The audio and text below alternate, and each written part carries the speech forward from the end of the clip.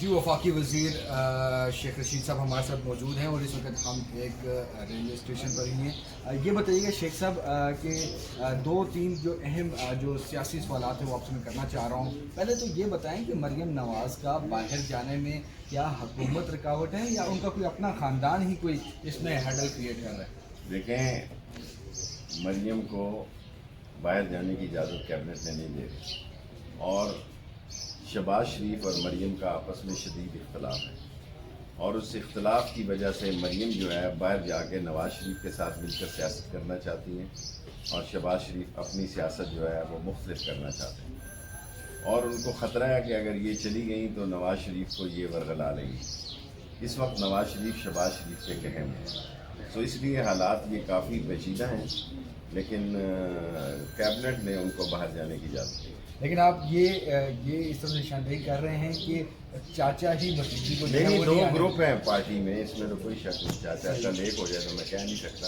اس وقت تو چاچا بھتیجی دو مختلف گروپس ہیں. اچھا، اس کے ساتھ ہی میں چلوں گا. یہ بتائیے کہ اٹارنی جنرل کے حوالے سے بھی ایک چیز آئی ہے کہ اے جی جو نئے آ رہے ہیں اس حوالے سے کوئی معاملات آ رہے ہیں، لیکن کیا حکومت جسٹس قاضی فائز عیسیٰ کے ریفرنس واپس لینے پر غور کر رہی ہے؟ میں لیگل سائٹ کو میں نے نہیں دیکھا، میں نہ پتہ ہے نہ میں نے دیکھا. سپریم کورٹ میں جو تیز گام جو حادثہ تھا اس حوالے سے شیخ صاحب فورنسک رپورٹ ہی آئی ہے، سلنڈر کی بات کی جا رہی جو آپ کا موقف تھا، لیکن دوسری طرف ریلوے کے جو جی ایم کی طرف سے بھی بات آئی تھی کہ شارٹ سرکٹ. تو آپ دیکھیں، وہ جو جی ایم کی بات آئی تھی اس کے لیے 3 اے جی ایم کی کمیٹی بنا دی گئی ہے، وہ درست نہیں تھا. وہ ان کا کوئی اب ریلوے کے اندر بڑی سیاست ہے، 4 گروپ ہیں.